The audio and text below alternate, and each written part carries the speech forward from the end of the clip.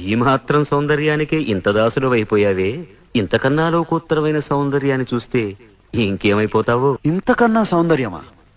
ఉండదు కాక ఉండదు. అరే ఉందనుకో, ఏం చేస్తావు అంటున్నా. ఆ సౌందర్యానికే దాసోహం అంట. chum chum chum chum chum chum chum chum chum chum chum